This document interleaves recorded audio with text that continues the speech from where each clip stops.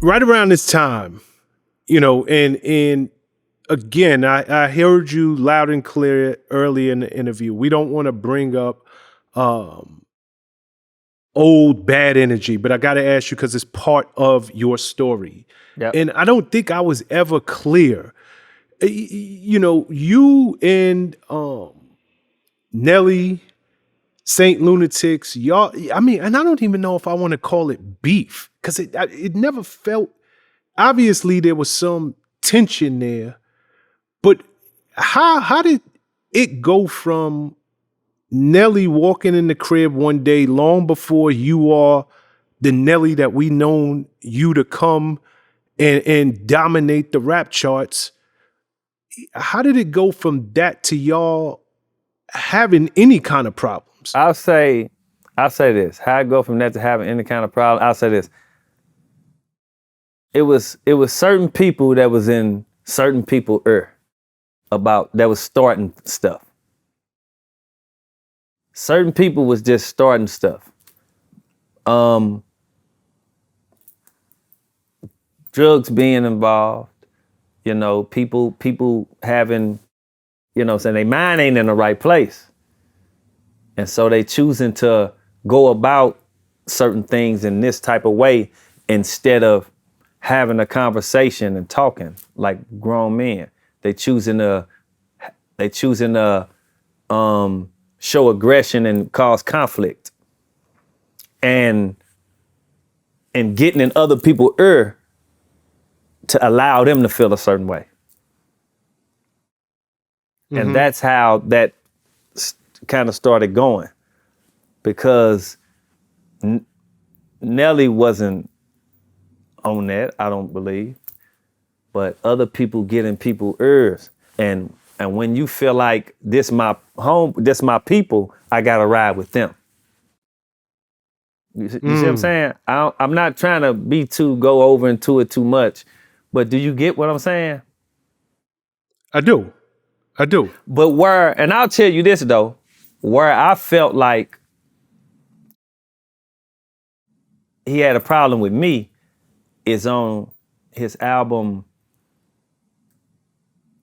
Sweatsuit, when he said, "I like the way you do that right there. You just remember why you do that right there." That's when I questioned it and said, okay, he must got a problem with me.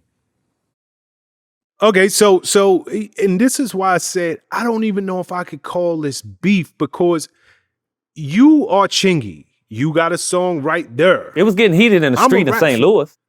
So it was. Okay, so that must be something different, because me hearing that vocal, I don't take that personal. I don't. Yeah. At most, maybe he gave you a little jab, maybe a little slight, like, but if you know who the big homie is.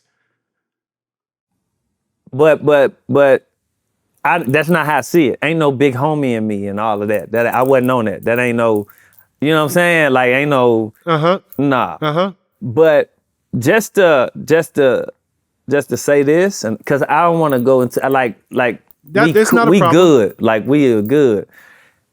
If you paid attention to the whole song, see, Neil could be strategic.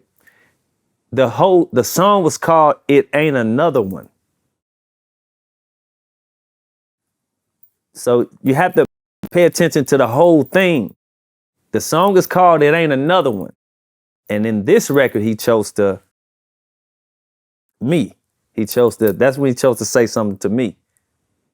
That's what spoke to me. It ain't another one. So basically, dude, listen here. It's not another one. Get on. That's how I looked at it. Got you. That's how I looked at it. And I would ask people around me, is this a shot? Or is it not? I would ask people.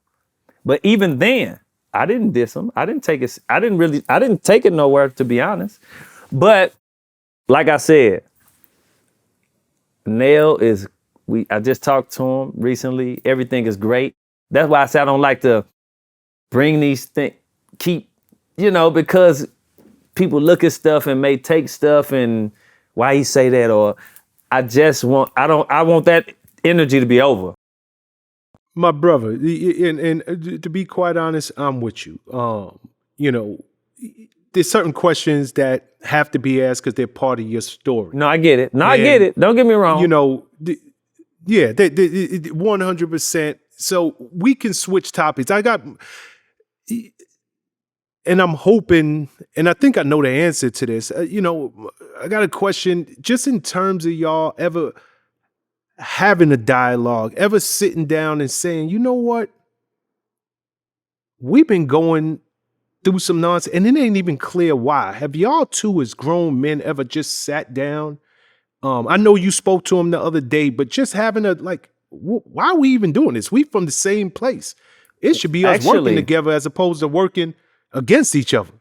Actually, we've FaceTimed and we've discussed it, but we pretty much, when we talk, we move past it.